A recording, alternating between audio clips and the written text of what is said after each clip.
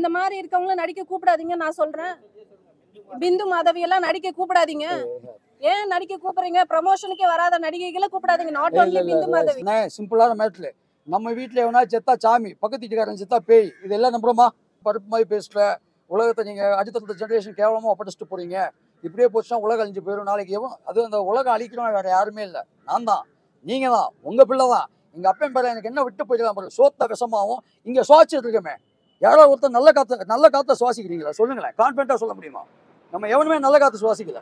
நல்ல சோறு தின்னமா அன்னைக்கு. நம்ம சாப்பிட்றது விஷம். நல்ல தண்ணி குடிக்கிறோமா அதுவும் விஷம். அடிப்படை வாழவே தகுதி இல்லாத பூமியாக அதை மாற்றிட்டோம் போது எனக்கு கடவுளை நான் பார்த்தது கிடையாது, நீங்களும் பார்த்தது கிடையாது. ஆனால் எனக்கு யார் மேலே நம்பிக்கை வைக்க சொல்றீங்க? அரசியல்வாதி மேலேயா? நாளைக்கு வந்து அவனை காப்பாற்றிடுவான், இவன் தண்ணியை சுத்தம் பண்ணிடுவான், காற்றை சுத்தம் பண்ணிடுவான்னு கிடையாது. எந்த அரசியல்வாதி பேர் சொல்லுங்க, நீங்கள் சொல்லுங்க, இல்லை நான் சொல்கிறேன். நம்ம எவனுக்குமே எவன் மேலேயும் நம்பிக்கை எல்லாமே அழிவு. இப்போ சார் உலகத்திலேயே நல்ல பவர்ஃபுல்லாக நாடுது அமெரிக்கா. நம்ம எல்லாம் ஒத்துப்போம்.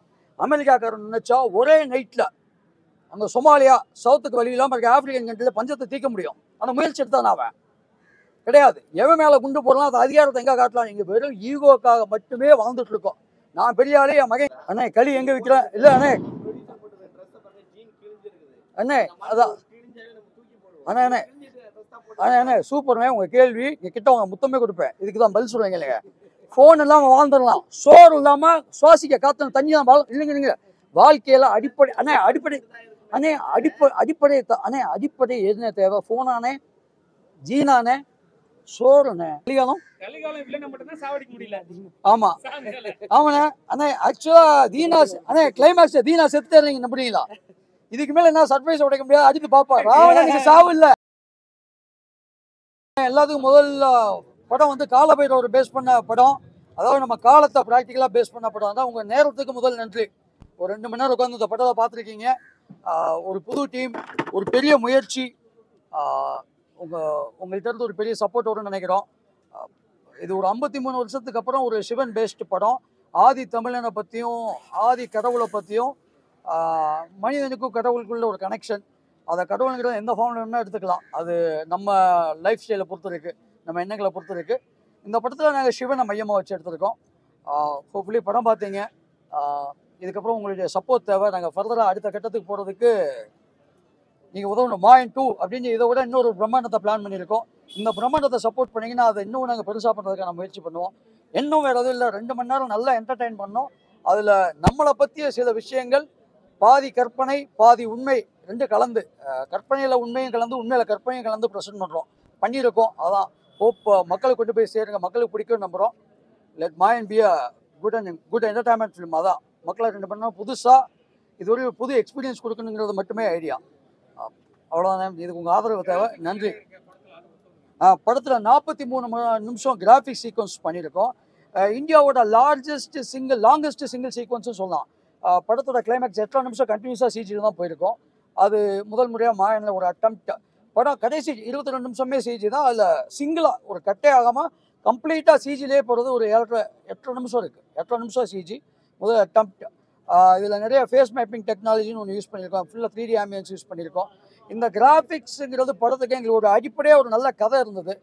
அதில் ஜோடிக்க ஒரு அழகான பொண்ணு மேலே ஜோடிக்கிறதுக்கு ஒரு நல்ல ஜுவல்ஸ் எப்படி தேவையோ, நல்ல ஒரு புடவை எப்படி தேவையோ, அது மாதிரி தான் கிராஃபிக்ஸுங்கிறது ஒரு தேவையான விஷயம். நம்ம கற்பனைக்கு, அதாவது ப்ராக்டிக்கலாக பண்ண முடியாத விஷயம், கற்பனையில் இருக்க விஷயத்தை இம்ப்ளிமெண்ட் பண்ணுறதுக்காக மட்டும்தான் கிராஃபிக்ஸுங்கிற ஒரு விஷயத்தை தொற்றுக்குமே தவிர மிச்சப்படி கிராஃபிக்ஸுங்கிறது புகுத்தணுங்கிறதுக்காக ஒரு விஷயத்த பண்ணலை. இன்றைக்கி டெக்னாலஜி இருக்குது, நம்மகிட்ட ஏதோ இருக்குது, என்ன வேணுமா பண்ணலாங்கிறதுக்காக பண்ணலை, தேவைக்கு பயன்படுத்தி இருக்கோம். அதுதான் எங்களோட கிராஃபிக்ஸ் அட்டம்ப்ட் மாயனை பொறுத்தவரையும். என்ன பாகுபலியை விட கண்டென்ட் வைஸ் பார்த்தா நம்ம தானே அதிகம். இந்தியாவிலே லாங்கஸ்ட் சீக்வன்ஸ் ஒன்று சொல்லுவோண்ணே. ஒரு கிளைமேக்ஸ் ஃபைட் ஆரம்பிச்சிலேருந்து ஒரு 8 நிமிஷம் போகணும். 8 நிமிஷமே சிஜியில் பண்ணது கம்ப்ளீட்டாக. அது ஃபுல்லாகவே 3D ஆம்பியன்ஸ், கேரக்டரோட ஃபேஸ் மட்டும் எடுத்துகிட்டு அதுக்கப்புறம் மேப் பண்ணி 3Dயிலே பாடி எல்லாம் க்ரியேட் பண்ணி வச்சு பண்ணது தான். So it's single largest sequence graphics பண்ணியிருக்கோம். ஸோ ஒரு அட்டம்ப்ட். அது கிராஃபிக்ஸுங்கிறது மேட்டர் இல்லை, கண்டென்ட் மேலே கிராஃபிக்ஸுங்கிறது ஒரு ஜுவல் மாதிரி அப்படி தான் அட்டம் பண்ணியிருக்கோம்.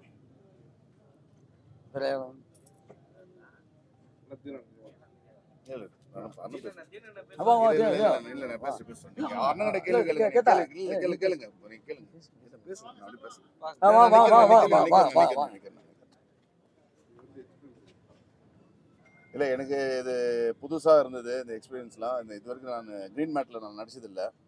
பொதுவாகவே நம்மளை எல்லாரும் வில்லனாகவே சும்மா அந்த வில்லனுக்கு அடியாலாவே அப்புறம் வில்லனா அதுக்கப்புறம் அப்படி ரோல் போயிட்டு இருந்தது. இது கொஞ்சம் வித்தியாசமாக இருந்தது. எனக்கு ஃபஸ்ட்டு எனக்கு பெருசாக ஏதோ பண்ணுறாங்க அப்படின்னு தான் இருந்தது. ஆனால் இதுக்கப்புறம் பார்த்தா டைரக்டர் சாருடைய உழைப்பு வேறு லெவலில் இருந்தது. எனக்கே ரொம்ப ஆச்சரியமாக இருந்தது. நான் ஃபஸ்ட் டைம் இப்போ தான் படம் பார்க்குறேன். எனக்கு ரொம்ப பிடிச்சிருக்கு. சிஜி ஒர்க்லாம் வேறு லெவலு, மியூசிக்கும் வேறு லெவலில் இருந்தது. ரொம்ப நல்லா இருந்துச்சு. எனக்கு புதுசாக இருந்தது இந்த படம். எனக்கு என்னுடைய கரியரில் இது ஒரு புதிய படம் தான் எனக்கு. சொல்லுங்கண்ணா. அனுபவம். ஓகே. என் பேர் வினோத் மோகன். நான் இந்த ஃபர்ஸ்ட் அட்டெம்ப்ட் கோலிவுட்டில் அது எல்லாமே ராஜேஷ் சாருக்கு தான் காரணம். அவங்க தான் என் பிளெஸிங்.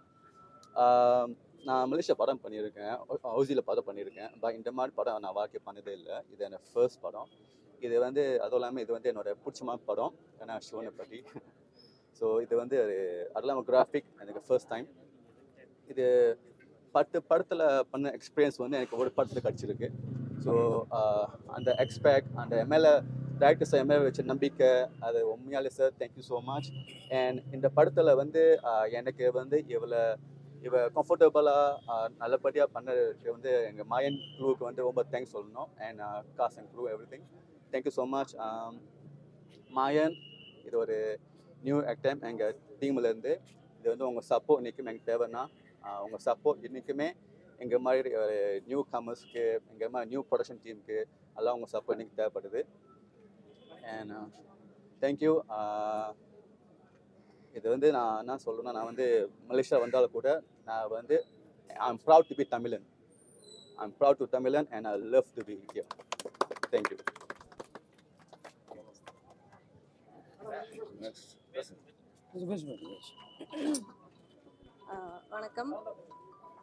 வணக்கம். நான் ரஞ்சனா நாச்சியார். இந்த படத்தில் நெகட்டிவ் ரோல் பண்ணியிருக்கேன். ஒரு புதுவிதமான எக்ஸ்பீரியன்ஸ் இந்த படம். சிஜி கிராஃபிக்ஸில் க்ரீன் மேட்டில் நடிக்கிறது வந்து ரொம்ப புதுசாக இருக்குது. அதை வந்து படத்தில் எடுத்து போட்டு அது நிறையா டெக்னிக்கலி நிறையா வேலை பண்ணியிருக்காங்க. 4 வருஷ உழைப்பு இந்த படம். கோவிடுக்கெலாம் முன்னாடி நிறையா எடுத்து அதுக்கப்புறமா நிறைய ஸ்ட்ரகிள்ஸ்க்கு அப்புறமா ஒரு ரிலீஸ்க்கு வந்திருக்கு. ஸோ படத்தோட விமர்சனம் அப்படின்னு சொல்லிட்டு இன்னைக்கு கங்குவா வச்சு செஞ்சுட்டாங்க. அது மாதிரி விமர்சனம்ன்றது வந்து யாரும் விமர்சனமாக இருக்கக்கூடாது. ஒரு உழைப்பை வந்துட்டு விமர்சனம்னு ஈஸியாக பண்ணிடாமல் அந்த உழைப்பை ஒன்று சினிமா தான், இது வந்து ஒரு என்டர்டெயின்மெண்ட் சினிமான்றது. ஸோ சினிமாவை பார்க்கணும். என்டர்டெயின்மெண்ட்டாக வந்து நம்ம அத்தனை கேள்விகள் நம்ம நிறைய கேட்க வேண்டாம். நிறைய நுணுக்கங்கள் கேட்கணும்னா கேட்டுகிட்டே போகலாம் சினிமாவில். பட் நம்ம ஓட்டு போடுற அரசியல்வாதிகள்கிட்டே கேள்வி கேட்கறது கிடையாது. இது ஏன் இப்படி இருக்குது, அது ஏன் அப்படி இருக்குன்னு. சினிமா என்டர்டெயின்மெண்ட் நல்ல ஹார்ட் ஒர்க் பண்ணியிருக்காங்க. ஒவ்வொரு டெக்னீஷியனும், கேமரா, எடிட்டிங், டைரக்ஷன் டீமில் இருக்கவங்கலாம் 4 வருஷமாக இந்த படத்துக்காகவே வேறு எந்த ஒரு ஒர்க்குக்கும் போகாமல் உயிரை கொடுத்து வேலை பார்த்து ஒரு படம் பண்ணி இன்னைக்கு வெளியே வந்திருக்கு. அதுவும் இல்லாமல் இந்த மாதிரி ஒரு கண்டென்ட் எடுக்கிறதுக்கே ஒரு கட்ஸ் வேணும். இன்றைக்கி ஒரு நல்ல ஒரு குத்து சாங் இல்லாமல், ஒரு ஐட்டம் சாங் இல்லாமல் ஒரு படம் வருது அப்படின்னு சொன்னால் அந்த படம் ஓடுமான்றது பெரிய கேள்விக்குறி. இதெல்லாம் இல்லாமல் நல்ல கதை இருக்குது, இந்த படம் ஓடுதுன்னா சில படங்கள் ஓடும், சில படங்கள் ஓடாது. அப்படி இருக்கும்போது சாமியை கண்டென்ட்டாக வச்சு படமாக எடுத்தது அப்படிங்கிறது வந்து ரொம்ப சென்சிட்டிவான விஷயம். அதை தொட்டு படம் எடுத்த டைரக்டருக்கு அவரோட கட்ஸுக்கு ஒரு வாழ்த்துக்கள். அண்ட் இந்த தைரியத்தை பாராட்டணும். அண்ட் முதல்ல ஃபர்ஸ்ட் டைம் ஹீரோவாக பண்ணுறாரு நம்ம வினோத் மோகன். அவர் மலேசியாவிலேருந்து வந்து இங்கே இந்த ப்ரொமோஷனுக்கு வந்து இங்கே இவ்வளோ தூரம் உறுதுணையாக இருக்கார் ப்ரொமோஷனுக்கு. அது ஒரு பெரிய வாழ்த்துக்கள் வினோத். இன்னும் நிறைய கமர்ஷியல், அடுத்த தமிழ் சினிமாவில் கமர்ஷியல் ஹீரோவாக வருவாருன்றது என்னோட நம்பிக்கை. வாழ்த்துக்கள். அண்ட் படத்தோட ஹீரோயின் பிந்து மாதவி. இன்றைக்கி எல்லாருமே நயன்தாரா ஆயிடுறாங்க, யாரும் ப்ரொமோஷனுக்குலாம் வரதில்லை. பட் ஒன்றும் சொல்ல முடியாது, அதெல்லாம் நம்ம கேட்கவும் முடியல. இன்றைக்கி சினிமா அழிஞ்சிக்கிட்டு வருதுன்றது சொல்லலாம். அந்த படத்தில் சொல்கிற மாதிரி உலகம் அழிகிற மாதிரி சினிமாவும் அழிஞ்சிட்டு வருது. அதில் உங்களை மாதிரி நல்ல உள்ளங்கள் நல்லபடியாக இதை எழுதி இந்த படத்தை நல்ல மக்கள்கிட்ட ரீச் பண்ண வச்சு இன்னும் நல்ல ஒரு வரவேற்பு கொடுத்தீங்கன்னா ரொம்ப நல்லாயிருக்கும் அப்படின்னு நினைக்கிறேன். தேங்க்யூ.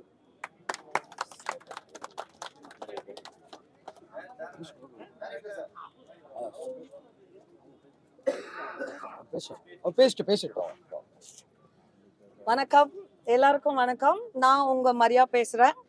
ஸோ நான் இப்போதான் ஃபர்ஸ்ட் டைம் பார்க்குறேன். நான் thank you Rajesh director, thank you so much for this opportunity. இதில் ஆதி காலியா எனக்கு ஒரு வாய்ப்பு கொடுத்தாங்க. ஸோ இது மாயன் 5 சீக்வல் இருக்குது. ஸோ செகண்டுக்கு லீடு கொடுத்துருக்குறேன். ஸோ ஜஸ்ட் லீடு மட்டும் கொடுத்துருக்குறேன். ஏன்னா இந்த ஃபர்ஸ்ட் படமே வந்து கடல் அளவில் இருக்கிற மாதிரி இருக்கு. இது வெறும் படம் கிடையாதுங்க, வெறும் படம் மட்டும் கிடையாது. சோஷியலி ரெஸ்பான்சிபிள், சமூக அக்கறையோட ஒருத்தராக மட்டும்தான் இதை எடுக்க முடியும். உண்மையாவே வந்து உணர்வு பூர்வமா மொழி மேலையும் சமுதாயத்து மேலையும் உண்மையாவே அக்கறை வந்து ரத்தத்துல ஊறி இருந்தா மட்டும்தான் இந்த படைப்பை கொடுக்க முடியும். இல்லைன்னா முடியவே முடியாது. ஸோ அதுக்கு ஒரு பெரிய நன்றி director sir, thank you so much. இன்னைக்கு நம்ம பார்க்குறோம் சோஷியல் மீடியாவில் எவ்ரிடே ஸ்க்ரோல் பண்ணனா சண்டை போடுறதுலையும் நீ பெருசா நான் பெருசா அப்படிங்கிறதுல தான் இருக்குது. பட் இந்த படத்தை பார்க்குற ஒருத்தவங்களுக்கும் இன்னைக்கு நீங்கள் எல்லாரும் இப்படி நின்றுட்டு இருக்கிறீங்க, நாங்கள் இருக்கிறோம்.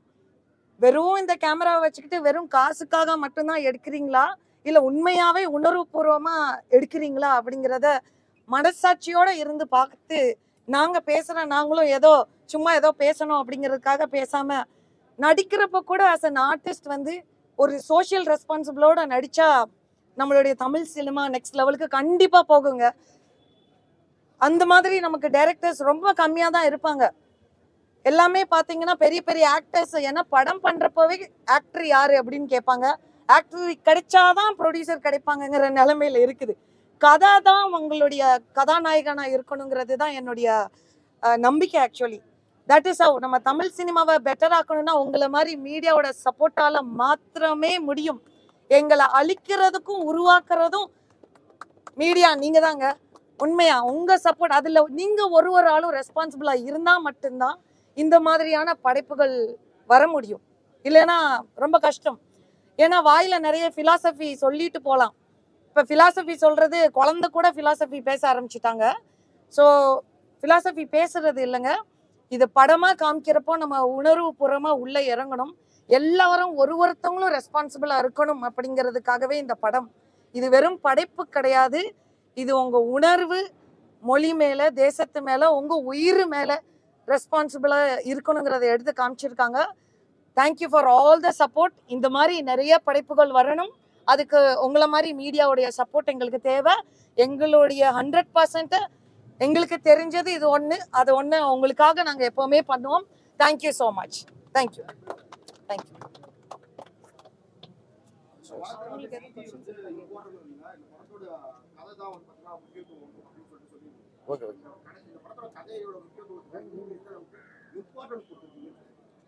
கதையோட முக்கியத்துவத்தை இந்த படத்தை பல டைமென்ஷனில் பார்க்கலாங்க.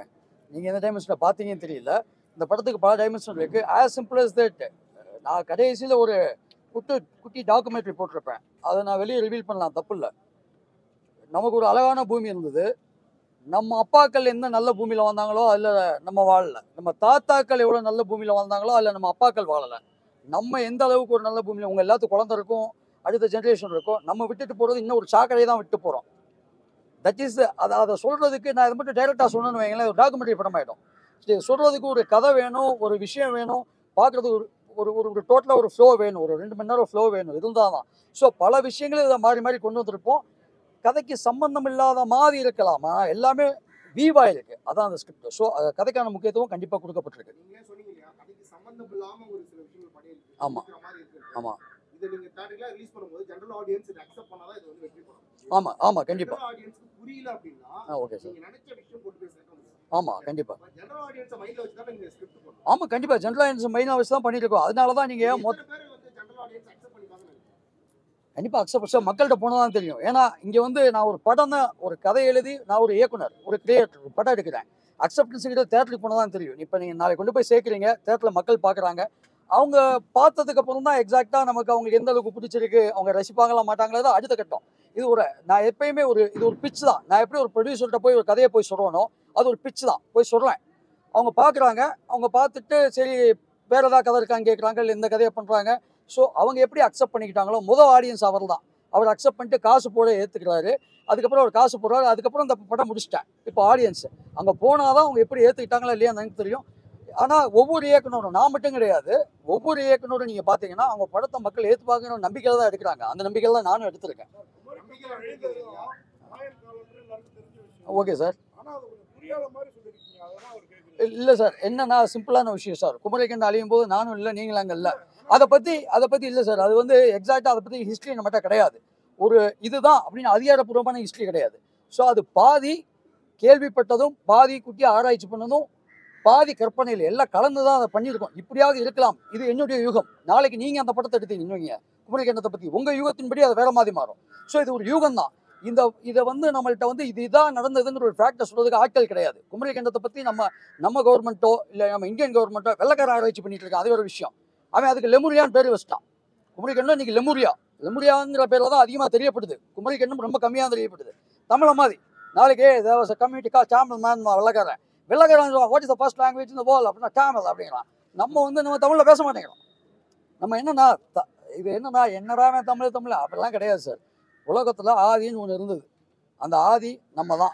உலகத்துக்கு இந்த சிம்பிளான இது என்ன, நீ என்ன பருப்பு மாதிரி பேசுகிற, உலகத்தை நீங்கள் அடுத்தடுத்த ஜென்ரேஷன் கேவலமாக ஒப்படைச்சிட்டு போகிறீங்க, இப்படியே போச்சுன்னா உலகம் அழிஞ்சு போயிடும். நாளைக்கு அது அந்த உலகம் அழிக்கிறோம் வேறு யாருமே இல்லை. நான் தான், நீங்கள் தான், உங்கள் பிள்ளை தான். எங்கள் அப்பன் பேரை எனக்கு என்ன விட்டு போயிடலாம், சோத்த விஷமாகவும் இங்கே சுவாச்சிட்டு இருக்கமே. யாரோ ஒருத்தர் நல்ல காற்றை சுவாசிக்கிறீங்களா சொல்லுங்களேன், கான்ஃபிடண்ட்டாக சொல்ல முடியுமா? நம்ம எவனுமே நல்ல காற்று சுவாசிக்கல. நல்ல சோறு தின்னமா அன்னைக்கு, நம்ம சாப்பிட்றது விஷம். நல்லா தண்ணி குடிக்கிறோமா அது விஷம். அடிப்படை வாழவே தகுதி இல்லாத பூமியாக அதை மாற்றிட்டோம். அதை சொல்கிறதுக்கு ஆழமாக ஒன்று கொண்டு போய் சொல்லணும். இதை நான் மின்னழுத்தி பார்க்கும்போது எனக்கு கடவுளை நான் பார்த்தது கிடையாது, நீங்களும் பார்த்தது கிடையாது. ஆனால் எனக்கு யார் மேலே நம்பிக்கை வைக்க சொல்றீங்க? அரசியல்வாதி மேலேயா? நாளைக்கு வந்து அவனை காப்பாற்றிடுவான், இவன் தண்ணியை சுத்தம் பண்ணிடுவான், காற்றை சுத்தம் பண்ணிடுவான்னு கிடையாது. எந்த அரசியல்வாதி பேர் சொல்லுங்கள், நீங்கள் சொல்லுங்க, இல்லை நான் சொல்கிறேன். நம்ம எவனுக்குமே எவன் மேலேயும் நம்பிக்கை கிடையாது. குண்டு போட்டுட்டு தான் இருக்கானுங்க பக்கத்தில். அடுத்து இங்கே வருவானுங்க. இப்போ உலக பொருள் அடுத்து ஒன்று வந்துச்சா இங்கேயும் குண்டு போடுவானுங்க. நம்ம எல்லாமே அழிவு. இப்போ சார் உலகத்திலேயே நல்ல பவர்ஃபுல்லாக நாடுது அமெரிக்கா. நம்ம எல்லாம் ஒத்துப்போம்.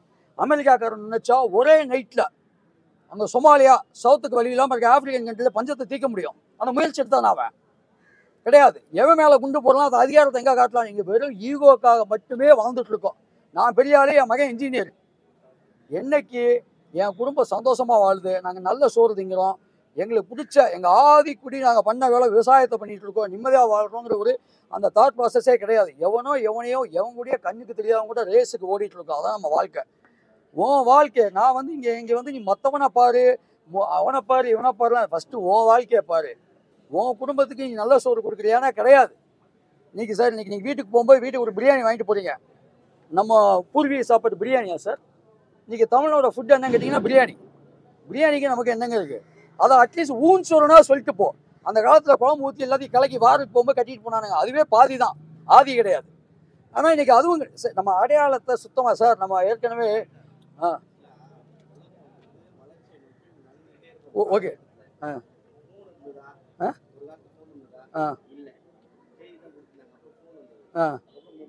ஓகேண்ணே ஓகேண்ணே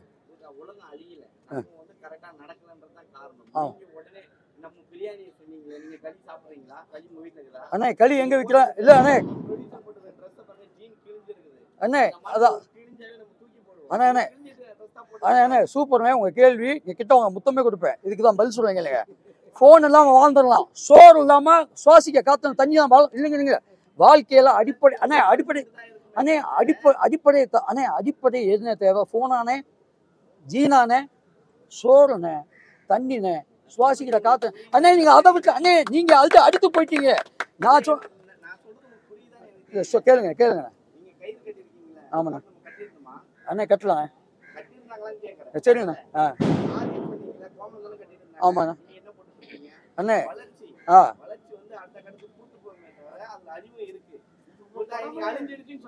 அண்ணே ஓகேண்ணா. பொதுமக்கள் அண்ணே அதான் நான் சொல்றேன். ஆமாண்ணே அண்ணே நாளைக்கு நான் கதையோட தான் பேசிட்டேன். கதை இருக்குங்கிற நம்பிக்கை ஓகேண்ணா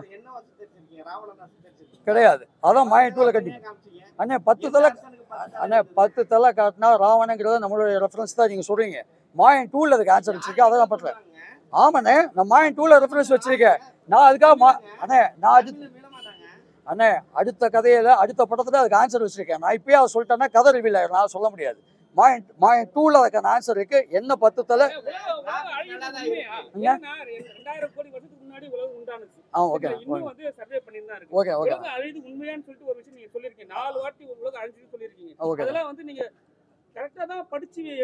அண்ணே அண்ணே அதில் ஒன்று சொல்லியிருப்பேனே, நல்லா நோட் பண்ணிக்கணும். மாயர்களின் கூற்றுப்படி, இது கூற்று தானே அண்ணே. நம்ம இங்க அண்ணே நம்ம இங்க பேசிட்டேன் அண்ணே. ஆமாண்ணே அதைத்தான் சொல்றேன். அண்ணே கிடையவே கிடையாது. நீங்க பாத்தீங்கன்னா இப்ப ராவண தமிழனா சிவன் யாரு? யாருண்ணா? சிவன் தமிழன் தானே. ஏன் இல்ல ஆதிக்குடி தமிழ்னு போது சிவன் யாருன்னு இருப்பாரு? அண்ணே சிவனை அழிக்கும் கடவுள் நான் சொல்லி காக்கும் கடவுள் என்ன சொல்றீங்க? அண்ணே தப்பு அழிச்சா அழிவே கிடையாது, தப்பு அடிச்சா அழிவே கிடையாது. ஏன்னா சூரசம்ஹாரம் பண்ணி ஏன்னா கொண்டாடுறோம். ஏன்னா இது அண்ணே பதங்களை கொண்டாடி பழக நம்ம இனம் யாரு? நம்ம இனம். தவற அழிஞ்சா தீமை அழிஞ்சா நம்ம இனம். தீமை அழிஞ்சா வதம் நம்ம அன்னைக்கு இருந்து வதங்கள் பண்றதை நம்ம கொண்டாடிட்டு இருக்கோம்னே. நம்ம ஃபெஸ்டிவல்ஸே ஒவ்வொரு ஃபெஸ்டிவல்லையும் இது இருக்கு. வதம் பண்ணா சூரசம்ஹாரம்ங்கிறது ஒரு அரக்கனை வதம் பண்றது. அண்ணே ஒரு சித்தரிச்சிருக்கேன், அது ராவணன் தாங்கிற முடிவு நீங்க வராதிங்க. ராவணன்னா பேர் ராவணன் வச்சிருப்பேன். நான் வீராசுரன் ஏன் வச்சிருக்கேன்னா ராவண யாருன்னு பார்ட் 2ல பாப்பீங்க, அவ்வளவுதான், வேற எதுவும் இல்லை. ஓகே அண்ணே கங்கோ வேர்ல்ட் கிளாஸ் கிராஃபிக்ஸ் நல்லா பண்ணிருக்காங்க.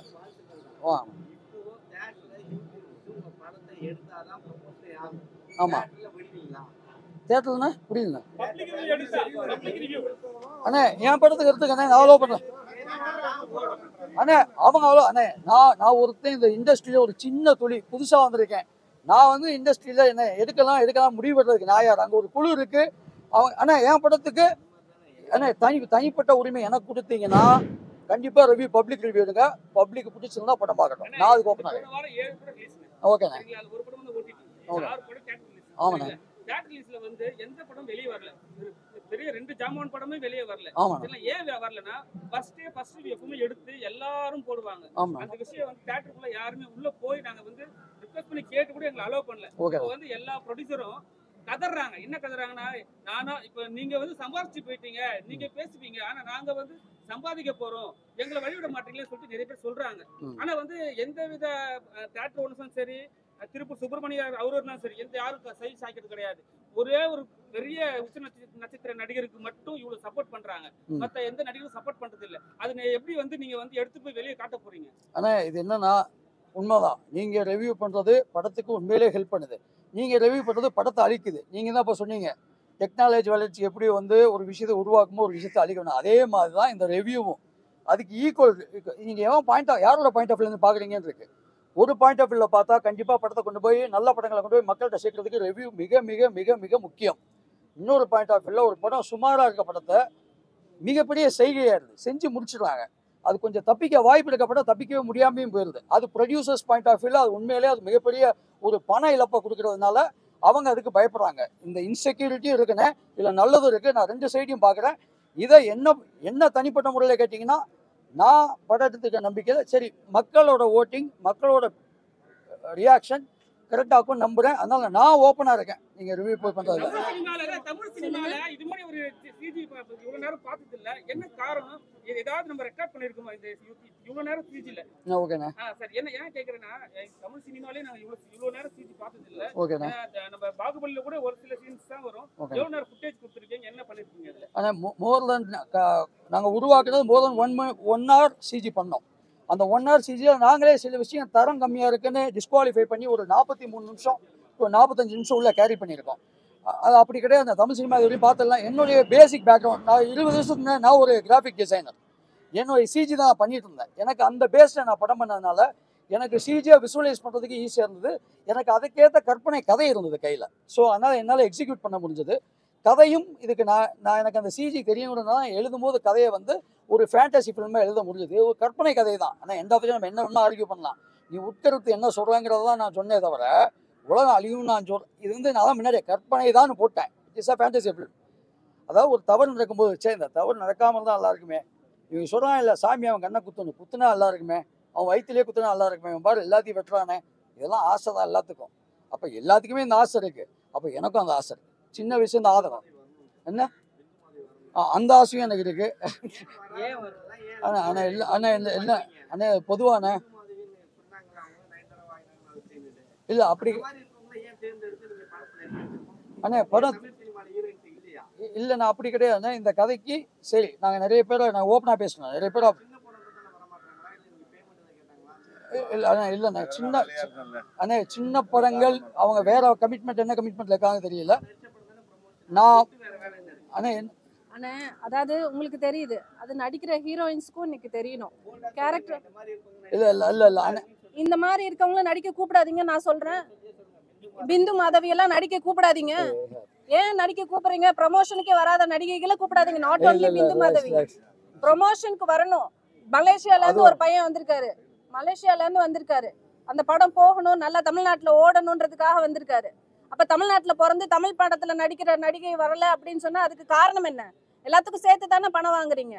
இல்ல பணம் வரலன்னு சொன்னா பணம் வரலன்னு சொல்லுங்க, இல்ல ட்வீட் போடுங்க. ஏன் ட்வீட் கூட போட மாட்டீங்க? என்ன பிரச்சனை? டாக் அப். எல்லாம் நயன்தாரா எல்லாம் ஓப்பனா பேசுறாங்கல்ல, எல்லா நடிகையும் பேச வேண்டியதானே. தப்பு ஏதாவது இருந்தா அப்பதானே வெளியே வரும். Everybody should talk. இல்ல ஏன் வரலன்றது சொல்லணும். சக்தியா காட்டிருக்கீங்க. ஆமாண்ணே ஓகேண்ணே ஹீரோவை சிவனா நீங்க டோட்டலா காட்டிருக்கீங்க, அது ஓகே. ஓகேண்ணே ஹீரோயினை சக்தியா காட்ட என்ன காரணம்? ஏன்னா அவங்களும் வந்து ஃபியூச்சர்ல வந்து அவங்க சக்தியா மாறுறாங்க. இல்லைண்ணே அது கதையோட கனெக்டே அதுதான். கனெக்ட் ஆகலையே, ஏன்னா தனியா நிக்கிறாங்களே. இல்லை தனியாக தான் நிற்கிறாங்க இல்லைன்னு சொல்ல. இந்த கதைக்கு சக்தி உள்ள வந்து வதத்துக்கோ கதையோட ஃப்ளோக்கோ தேவைப்படல. ஆனால் எல்லாத்துக்கும் மேலே ஒன்று சொல்லிக்கிறேன், படம் வந்து 146 சென்சார் கட்டு மாடிஃபிகேஷன் எடிட்டு, அதுக்கப்புறம் இந்த கதையை சொல்லியிருக்கோம். 146. இன்னும் சொல்ல போனால் ஒரு கட்டு வந்துச்சு. அந்த கட்டு உண்மையில உணர்வு இருந்தால் நீங்கள் கேட்டுங்க. இந்த உலகத்தோட ஆதியும் அந்தமும் தமிழன் தாங்கிறது ட்ரெய்லரில் இருக்காது. கட்டு வைக்கக்கூடாது. ஏன் தெரியல. யூடியூப் ட்ரெய்லரில் வச்சுருக்கேன். ஏன்னா அது சென்சார் கிடையாது. நீங்கள் அதுக்கு சென்சார் போட்டிங்கன்னா வைக்க முடியாது. ஒரு படம் வரும்போது நம்மளை பற்றி நம்ம பேசும்போது நம்ம ஊர்லேயே இதுக்கு அலோவ் பண்ணப்படுறதில்லை. அதுக்கு காரணம் எனக்கு தெரியல. நான் வந்து ஒரு சென்சார் போர்டுங்கிற போது அது ஒரு சென்ட்ரல் கவர்மெண்ட் போர்டு, அதுக்கு முன்னாடி சாதாரண ஒரு ஆள், என்னால் எவ்வளோ போட முடியும்? ஒரே ஒரு விஷயம், இந்த படம் கின்னஸில் இருக்கிறேன், தயவுசெய்து எனக்கு யாராவது பேசி கின்னஸில் வாங்கிடுங்க. 90 நாள் இந்த படம் சென்சாரில் இருந்தது. 90 நாள் 146 கட்டு கதற விட்டாங்க. அதுக்கப்புறம் படம் வெளியே வந்திருக்கு. எல்லா கட்டுக்கும் அக்செப்ட் பண்ணனால மட்டுமே நீங்கள் உங்கள் முன்னாடி நிற்கிறேன். 29ஆம் தேதி படம் வெளியில் வருது. ஆனால் நான் என்ன சொல்கிறேன், எனக்கு கட்டு கொடுத்தீங்க, நான் ஏதோ கண்டென்ட் நிறைய எடுத்து வச்சதுனால அங்கங்கே போட்டு மேனேஜ் பண்ணிட்டேன். சிஜியில் பண்ணியோ ஏதோ எங்களுக்கு சிஜி சுட்டு பண்ணுறது எப்படி ஆச்சுன்னா வடை சுடுற மாதிரி ஆகிப்போச்சு. பண்ணி உள்ளே போட்டுக்கிட்டு பழகிடுச்சு. 5-6 வருஷமாக பண்ணி தேத்திட்டோம். வேற அவனால மாட்டினாலும் 146 கட்டில் அவனுக்கு ஒன்றுமே இருக்காது. அப்படின்னா கட் பண்ணுறாங்க. அப்படின்னா தமிழ் வந்துடக்கூடாது. எல்லாத்தையுமே கட்டினா நம்ம ஊரில் பேசுறது சில விஷயம். படத்தில் 4-5 கெட்ட வார்த்தைகள் இருந்து கட் பண்ணிங்க. நானே ஒத்துக்கிட்டேன், தப்புனே. குழந்தைங்க படம் பார்க்க போகிறாங்க, நான் கட் பண்ணிக்கிறேன், நானே மியூட் பண்ணிக்கிட்டேன். நாங்கள் ஊர் ஆதியும் அந்தமும் தமிழன் தான், ஃபைன், அதை கட் பண்ணுறாங்க. அது மட்டும் போராடி நிறுத்தி எப்படியோ போராடி கெஞ்சி வாங்கிட்டேன். சிவன் படத்தில் சிவனுங்கிற பேரை எங்கேயுமே சொல்லக்கூடாது. ஃபஸ்ட்டு கட்டு அதான். ஃபஸ்ட்டு கட்டு சிவன் எங்கேயுமே மென்ஷன் பண்ணக்கூடாது. ஏன் அப்படின்னு கேட்டேன். சிவன் வந்து சாஃப்ட்வேர் கம்பெனிக்கு போகிறாரு, பொண்ணை தூக்கிட்டு போய் கல்யாணம் பண்ணுறாரு. நான் வந்து ஒரு அவதாரம் பூமியில் பிறந்திருக்கேன் காட்டினா, இந்த பூமிக்கு வந்தால் நம்ம தர்மங்கள் ஒன்று தான். கடவுளே வந்தாலும் நம்ம அனுபவிக்கிற பசி பட்டினி எல்லாத்தையும் பார்த்து தான் அவன் காதல் காமம் எல்லாத்தையும் கடந்தா வரணும். இதை தான் அவன் அந்த காலத்திலே வந்து மகாபாரதத்திலே அப்படி தான். கிருஷ்ணனுங்கிற கேரக்டர் எல்லாத்தையுமே கடந்தது. மகாபாரதம் முடிஞ்சு போகும்போது எல்லாம் போகும்போது கிருஷ்ணன் செத்து போயிட்டாரு, கடவுள் இல்லைன்னு சொல்ல முடியுமா? அவதாரங்கள் பூமியில் தோன்றினால் நான் என்ன பொருளனோ இந்த என்கிட்ட கேள்வி கேட்குறாரு. அவர் விட்ட சிவன் அவதாரமாக இருக்கலாம், எனக்கு டவுட்டாகவே இருக்கலாம். யாரும் வேணுமா இருந்தால் இவங்க இருக்கலாம், இவங்க இருக்கலாம், யார் வேணுமா? சிவன்கிற நீ உனக்குள்ளே இருக்கிறதா சிவன், உனக்குள்ளே இருக்கிறதா சிவம். ஒன்றை நீ வார்ல கிரியேட்டர். இந்த படத்தில் நான் உருவாக்கலாம். இந்த படத்தோட சிவன் நானே. இந்த அண்ணா அண்ணா எழுதுனது தான் சொன்னேனே, அந்த காலத்தையே எழுதி வச்சாங்கன்னு சொன்னேன். அண்ணே அண்ணே அண்ணே அண்ணே அண்ணே நான் உங்களுக்கு சொல்றேண்ணே, எல்லாமே எழுதப்பட்டதுண்ணே. இன்னைக்கு இன்னும் 200 வருஷத்துக்கு அப்புறம் பார்த்தீங்கன்னா, இன்னைக்கு நான் எடுத்த கதையை கொய்யால எப்படி இருந்துருக்காங்க பாரு அப்போ அப்படின்னு ஒருத்தன் பேசுவான். இதுவும் ஒரு நான் கற்பனையை பாதியும் கேள்விப்பட்ட பாதியும் படித்த பாதியும் எல்லாத்தையும் கலந்து எடுத்தது தான். ஆனால் இதுவே நாளைக்கு ஃபேக்ட். எடுக்கிற எல்லாமே ஃபேக்ட். அந்த காலத்து மன்னர்களுக்கு செலை வச்சோம், கும்பிட ஆரம்பித்தோம். கும்பிட சாமி ஆகிட்டாங்க, கோயில் கட்டிட்டோம். அதை வச்சு நீ உள்ளவரா நீ உள்ளவான்னு சண்டை போட்டுட்டு இருக்கோம். ஆனால் சிம்பிளான மேட்ரு, நம்ம வீட்டில் எவனா செத்தா சாமி, பக்கத்து வீட்டுக்காரன் செத்தா பேய், இதெல்லாம் நம்புறோமா? நம்புறோமா? இதான் பிரச்சனையே. இங்க பிரச்சனை என்னன்னா அவன் டைமென்ஷன் தான் வாழ்க்கையை பாக்குறோம். இதான ஃபேக்ட், வேற எதுவும் இல்ல. மிச்சபடி ஆமாண்ணே.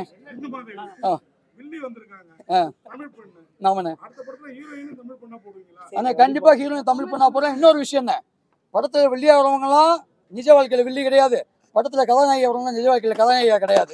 இதான் என்ன அண்ணா நான் சொல்றேன். என்னன்னா ஆதி சிவன் காட்டினல ஆதின்னு காட்டினல, ஆதி அடிக்கடி போய் சேவ் பண்றதுக்கு அப்ப சலூன் ஒன்னும் ஓப்பன் பண்ணல, அதுக்கப்புறம் தான் ஓப்பன் பண்ண. அதனால விட்டேன், தாடியை விட்டேன், வேற எதுவும் இல்லை. அண்ணா அவர் வேற உலகத்துல இருந்து வந்து நல்லா அங்க சலூன் ஆரம்பிச்சிட்டாங்க போல, இங்க இல்லைண்ணே. அதான பிரச்சனை. கண்டிப்பாண்ணே உங்க இதை அண்ணா கடைசியா இந்த படத்தை வெளியே கொண்டு வர பிவிஆருக்கு அண்ணே இதை கண்டிப்பா நீங்க போடணும். ஏன்னா எல்லா சின்ன அப்பதான் அடுத்த சின்ன படங்களுக்கு ஆதரிப்பாங்க. இந்த படத்தை இந்தியாவில் கொண்டு வந்த பிவிஆருக்கும் மண்டே வேர்ல்ட் ப்ரீமியர் பண்ணாங்க மலேசியாவில். எஃப்எஸ்டி 5 ஸ்டார் ட்ரேடிங் சொல்லி லோட்டஸ் 5 ஸ்டார் கம்பெனி. அதுக்கு டாக்டர் சாய் சுதன் இந்த படத்தை பார்த்துட்டு இந்த படத்தை நான் வெளியே கொண்டு வரேன்டான்னு சொல்லி எடுத்து கொண்டு வந்திருக்காங்க. ஏன் அப்படின்னா நாளைக்கு 10 சின்ன படம் போய் டாக்டர் சாய் சுதனை போய் அப்ரோச் பண்ணலாம், அவர் ஹெல்ப் பண்ணுவார். கிரியேட்டிவான படங்களுக்கு உதவி செய்கிற 4 பேரை நம்ம ப்ரொமோட் பண்ணி ஆகணும். எஃப்எஸ்டி உண்மையில பெருசாக உதவி இருக்காங்க. அதுக்கப்புறம் எம்ஏ ப்ரொடக்ஷன் சேர்ந்து மலேசியாவில் வேர்ல்ட் ப்ரீமியர் பண்ணாங்க, நல்ல வரவேற்பு. வெறும் 10 தேட்டர் கொடுத்தது நீங்கள் 40 தேட்டருக்கு மாத்திரன்னு இப்போ பேசிட்டு இருக்காங்க மலேசியாவில். உண்மையிலே ஒரு தமிழ் படத்தை